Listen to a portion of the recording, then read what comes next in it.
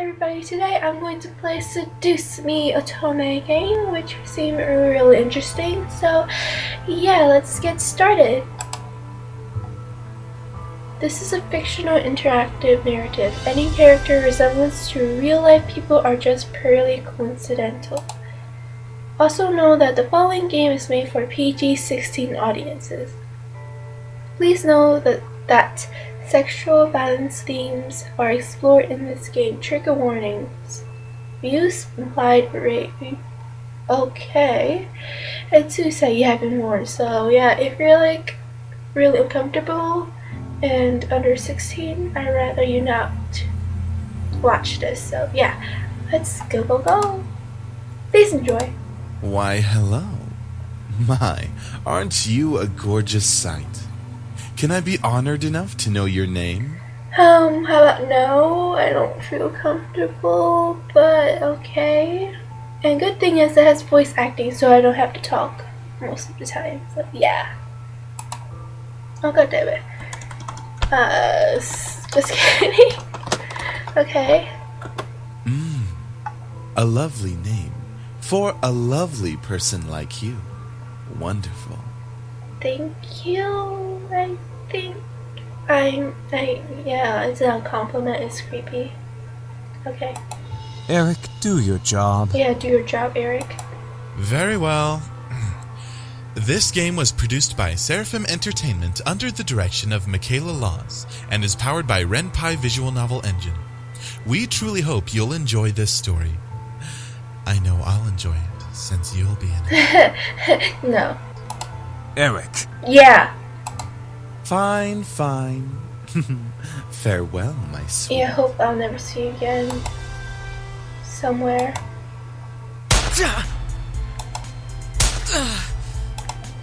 Come on! Is that all you got? Wanna try me, asshole? Oh my god.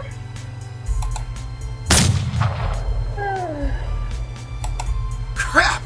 Missed. Let's retreat for now. No kidding. Let's get out of here. That's right. You better run, you stupid punks! Stay out of our territory! Call it fate or call it coincidence. That one moment of violence started a chain of events I will never forget. This formula, created in the 70s, is one of the most important in the field of financial theory. It is used to calculate the price of European-style options and is widely used by option marketers, though there are some discrepancies that are now corrected with the modern viewpoint. Rain. It's been a long time since we gotten rain around here. But it is the season for rainy weather, so it's not exactly that surprising. Personally, I love the sound of it. The rain of raindrops fell like the soft tapping of fingers. It was so soothing. Even looking at the droplets hit the glass of window was strangely calming. For this person, I felt lucky for having a seat next to the window, though I did spend more time staring outside than I did paying attention in class. The lectures in class are pretty boring. Miss Phillips' voice wasn't why? Sophophoric. But I wasn't interested in what she was saying. And since it was a period right before lunch, all I could think was doing other things in my free time. Honestly, I didn't really care about economics. Sure, I had good grades in this class, but it was only because I read the textbook and did my assignments as I had to. Yes, kids, do your homework and assignments to get good grades. No slack off. I was only taking this class because it was mandatory. If it were up to me, I would probably have taken another course. Luckily, it was my senior year, so after this semester, it would mean the end of high school courses forever. Thank God for that. Okay. I didn't hate high school. It was kind of whatever. How the days drifted on and on as there were no end to it. The only thing I really enjoyed about going to school was meeting my friends and hanging out with them. But it was kind of it. In short, I was done with high school. The second... why? The start of second semester brought a note of finality to it. I had already applied to many universities. It's really late at night and I'm really tired and I want to play this game, so blah, or whatever. I applied to many universities the semester prior. Expecting reply sometime in the next few months. It seemed like the start of something new, something that would change. That is, if things change. I stared at the faint outline of the raindrop in the distance. For now, I was stuck in this class. Oh god, that was so much reading. Okay. Miss Phillips' voice raised and interrupted my train of thought. Just when I thought about class, I quickly turned my head to face the teacher. Hopefully she didn't pick me because she noticed that I was spacing out. Yes, ma'am. Would you care to name the equation I set up on the blackboard? Oh, I think I read about that in a textbook last night. It should be the Black Skull's model formula. Very good as always, Miss Anderson. Well, duh. I'm no good student. No, I'm not. Anderson, it followed me wherever I went. Most people didn't really know me by my first name, but rather by my surname. No doubt since the surname was a trademark of the internationally famous and philanthropic Anderson Family Toys, and because the founder was my own grandfather. Suzu, one of my best friends, turned around and proudly gave me a punch to the shoulder. Like, blah. Kick ass, girl. From beside me, I heard Naomi, another one of my friends, clearing her throat in obvious disapproval of Suzu's choice of words. Goddamn. She means good job. Miss Capini. Miss Capini. Oi. Oi. Care to tell me who the creators of this formula were? What's with her lips? It's like, what? Okay. And her eyes. Whatever. Some guys named Black and Shoals. Fisher Black and Myron Shoals. Very good, Miss Patterson. Show off. Better study next time, Suzu. Be like us and study once in a while. Oh. Suzu rolled her eyes and slouched into her chair as Naomi gave her a small smirk. She always pouted when Naomi showed her up. That's the end of today's lecture. Now, let's separate into groups and work on your projects. Remember, everything is due on Monday. Go ahead now. Freedom! Before I knew it, Suzu and Naomi had scooted their desks to align with mine and we turned into the three musketeers. Wherever the teacher led the students to sign in groups, we always grouped together in our little trio. It was sheer stroke of luck that we all managed to be in the same class, so we had at least take the opportunity and stick together as much as we could. Besides, we were most comfortable around each other than, say, compared to being around any other classmates. It just made sense for us to put our heads together for any kind of project. I took out the poster we were working on and rolled it upon the three desks. We were pretty much finished with fulfilling most of the guidelines for the project, though we did still have to add a few finishing touches here and there. After working on making the poster a bit prettier, we sat back and expected our work to see what we still had to do. Naomi, as usual, was the first to look for any issues. She lightly tapped a pencil against her chin and stared intently at the project. Alright, so let's see. We finished the budgeting section, the building leasing, and the cost for labor. What else do we need? Suzu straightened up to look at the poster and stroked her chin. After a few seconds, her face brightened and she spoke up. How about a company name? Yeah. Oops. How about a company name? Huh? Did we really skip over that? Yep. Of course we did. You always go straight into the logical statistics and stuff that you completely skip over the facts. We need a name for our project. At least we caught it this time. What do we name it? Not sure. What do you think? It always comes down to me wherever there was something to be named or titled. I was a master in ending decisions, even when I didn't want to be. I like Trinity Corporation. No. That is way too predictable.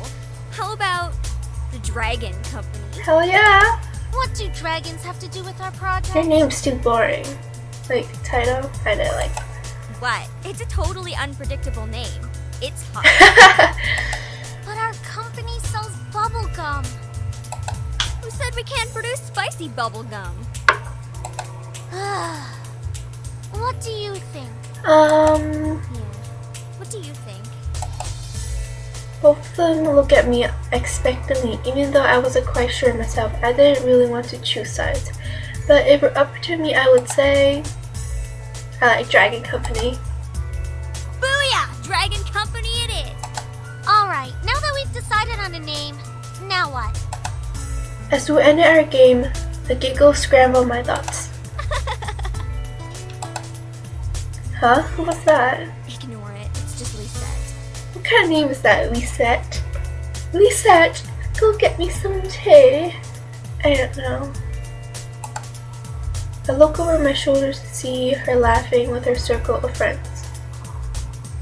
Mostly comprised of popular people that were practically friends with everyone in the school. As a result, everyone in the school knew them, and the center of it all was Lisette White. I was going to say she shat with the posture. Okay, she sat with a posture that indicated that she was still working, but that she also was ready to casually chat about her day. She had an enduring balance of charismatic and awkward, which is readily apparent when she first talked to someone. God damn it, I cannot read it. It was easy to make her smile and laugh, and she was quite the comedian as well. Basically, she was perfect. Not that she was like a robot or something, but she was a student that everyone else wanted to be. Lisette was bright, easygoing, and above all, she had a future laid out right in front of her. Unlike the average student, she knew she wanted to do after high school, and as a result, she was confident and ambitious, though sometimes it could rub a lot of people in the wrong way. Moreover, I had known her ever since I was young, but it had ultimately resulted in rivalry that continued today. Of course, my friends knew it was between us, and upon seeing me glance at her, they shifted their attention to her. She doesn't even look like she's working, in my opinion. She probably is, but she's too much of a stuck-up priss to allow herself to look like she's actually doing work. Oh my god, I love Susan so much. She's Oh, so... come on, Suzu. She may be a little off-putting, but she's not the giant priss that you're making her seem to be. The day she isn't a priss is the day I turn into you. Oh. What's that supposed to mean? Never mind. It's about time! Let's bail. Yeah, out of jail. Unsurprisingly, Susan was the first out of the classroom, slinging her backpack over her shoulders with ease as she quickly strolled out the door. Her seat isn't even closest to the exit, and she always manages to be the first one out of the door. I don't think I'll ever understand that. She's a ninja. Me and you both, Naomi. I wish I was fast. I wish I was as fast as her getting out. Me and you both, Naomi. She gave me a smile as if relieved by the fact that I felt the same way as she did. See? Why can't she just be normal like the two of us? What? Okay. It's Susan, Naomi. Think about it. Very true. Man, you guys are slow. Are you coming or what? See, I'm coming. We heard you the first time. Not everyone has rocket boosters attached to their legs when the bell rings. Are you kidding me? That class was ridiculously boring. Even Miss Valedictorian here was dozing off a bit. I do have to admit I was spacing out. And just because I answer one question doesn't mean I'm automatically the valedictorian. Okay, so it wasn't too interesting. But you should at least pay attention when Phillips is talking about the important parts. There's nothing important about a boring lecture. So you finally admit it. We're finally on the same wavelength. Welcome to the club, Patterson. Please, don't call me by my last name. This isn't the classroom. And never in a million years will we ever see things eye to eye. Oh, okay. Despite this, they both burst out in laughter. Normally, anyone would think that opposites like them wouldn't ever associate. Okay, you know what? Blank. Okay, with each other. But even though they were so different, their relationship somehow made it a lot of sense. Maybe they were just perfect complements, or personality just didn't detect the possibility of their friendship. After all, we three had been best friends since preschool. Wow, that was way long. Alright, so where are we heading to first? Cafeteria? I think we can all agree that we're really hungry, especially after hearing about our company's line of deliciously spicy bubblegum. Who would even buy that? I wonder. Someone's obsessed with weed, I guess? Me? I would pay good money to get a taste of it. You do like spicy food after all. We entered the cafeteria, a bustling room filled with aromas of different kinds of food. As we get in line, we order our meals and chatted freely. Cajun fries and a spicy chicken burger for me. That's my definition of a good meal. I'll take a tuna sandwich and some juice. You're probably going to need water or something to curb all that spicy flavor, Suzu. I can't be tamed by the likes of that. If it's spicy, then it's gotta be all or nothing. You're crazy! Hell yeah, I'm crazy. Hell yeah, I'm crazy. I think I'm getting a migraine. I think I'll go with the what now? I'll just go with that. That sounds good. Once we got our food, we settled down at one of the empty tables, putting our backpacks aside to finally dig into the food. Suzu leaned back in her chair, tilting it back so she could rest her feet on the table by her food. Alright then, is there anything we want to talk about? Is there what?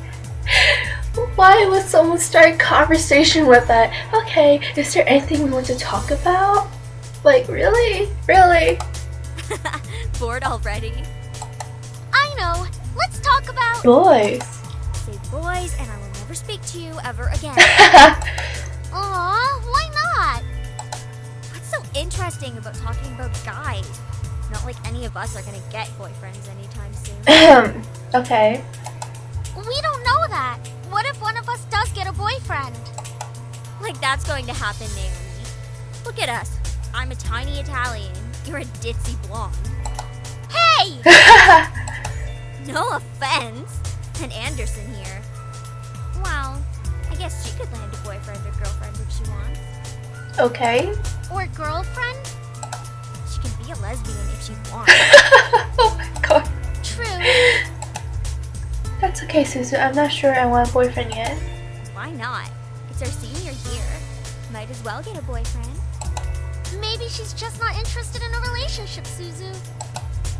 Well, it really wasn't about wanting a relationship, but more of there was no interesting enough to be in a relationship with. Don't get me wrong, I'm an open person, but there were not many interesting guys in the school to go out with. Who knows? Time will tell. Naomi looked at me, wanted to continue the conversation. However, before she could speak, the speakers of the cafe started up and an announcement echoed through the cafeteria. Miss Anderson, please come to the main office immediately. Please bring your things with you. Why? What? Oh my. Looks like our plans have been cut short. The men in white coats have finally come to get you. No! Don't take me. Help. Suzu, don't joke around. What if it's serious? Fine. If something happens, just call us. Oh my gosh. Funny enough, something did happen. And it was certainly no laughing matter. Cold. It was really cold. The rain became heavier that afternoon, accompanied by rolling thunder now and then. The skies had turned dark, though I couldn't see any of it under the black umbrella. Not that I was looking up. In fact, looking up was the exact opposite of what I wanted to do. I stared at the grass beneath my feet, unable to look at the people weeping around me. All I could see was the damp grass underneath my feet. Only the monotone ecologies, okay, that floated through my ears reminded me that I was at a funeral. It was only when the speeches ended that I finally was able to raise my head. A small gathering of people, mostly made of relatives that I didn't even know was that I didn't even know were related to me, were huddled around a simple, small grave. For a while, all I heard was the sound of raindrops on umbrellas. If it weren't raining, everything would probably be in a heavy silence. I looked around me, where my father was standing and holding up a large black umbrella for our small family of three. His face was emotionless, a strange sight next to my weeping mother. I wondered what was going through his mind. After all, attached into a small grave. Wait. Okay. After all, attached into a smooth gray tombstone before us was his father's name. My grandfather, the one who raised me like his own daughter, had passed away that day. The ceremony was small. Only close family were allowed to come. Slowly, though, people began to leave, leaving my father, mother, and me behind at the grave. A man dressed in a clean black suit under the uniform black umbrella of the funeral attendees walked toward us, introducing himself as grandfather's lawyer. He pulled out a small document. Whoa, okay. He pulled out a few documents from his suitcase and began to read aloud its contents. And now, I shall read Harold Anderson's last will and testament. Oh my gosh, I had to read a lot. Only my parents and I were allowed to be present for my grandfather's will. It was under the strict request of his lawyer, and there were reasons why. And to my dearest granddaughter, I give my estate. All the furniture and decor that resides within the house shall also be given to my granddaughter. Whoa, what? Oh, what? I couldn't believe my ears. I had earned a family's estate at 18. That was impossible, and yet it was written by my own grandfather's hand. He passed the family estate to her? Why am I not surprised? Huh? Dear. Well, did he say anything about what will become of the CEO and chairman position of the Anderson Toys Company? No. It is presumed that the vice chairman will succeed the position. Even to the bitter end, he wouldn't give in. What a stubborn old man. Shaking his head, my father turned to face my mother with a serious expression on his face. About the estate. Should we send her there to get used to the building? It'll be a good place for her to live after high school. Oh, yay. Are you sure we should? Why not? This would be a good experience for her. Honey, what do you think? I don't know. I don't know. I really wasn't sure what to say. Why did grandfather think that I was the appropriate hire? No. Appropriate heir to the mansion. Was I even ready to live on my own? Well, that seems to be it. We'll be taking our leave now. I'm sure the little heiress needs some time to adjust. Why are you so mad? Okay, I know, I understand, but you don't have to be mad. Okay, jeez. David! Even though she raised her voice, my dad wordlessly began walking back to the car disinterested. Don't mind him, honey. I think that your grandfather's passing really affected him. Why don't we get back home for now? You can go ahead to the car, Mom. I think I need some time alone with Grandpa. Oh, of course. Take all the time you need. She gave me a quick hug and hurried after my dad. I looked around the funeral grounds, which was completely empty, save for the solemn-looking grave that laid in front of me. I'm sure that if Grandpa were in charge of arranging all this, it would have been much different. It was blatantly obvious that my dad was in charge of the whole event. Who else would bury their own family the same day they passed away? Oh, wow, that's okay. Everyone knew my grandfather's love for toys, and yet the grave was a mere stone slapped on the ground, void of children's toys. My dad didn't even bother putting flower. Wow, that is like rude and disrespectful. That's okay. Oh my gosh, wow. His disdain for my grandfather was almost pitiful. Sorry, Grandpa. I tried to force out some words, but the only thing that came out was a choked sob. You told me to stay strong, but right now, I'm the furthest from it, like that one time, a long time ago.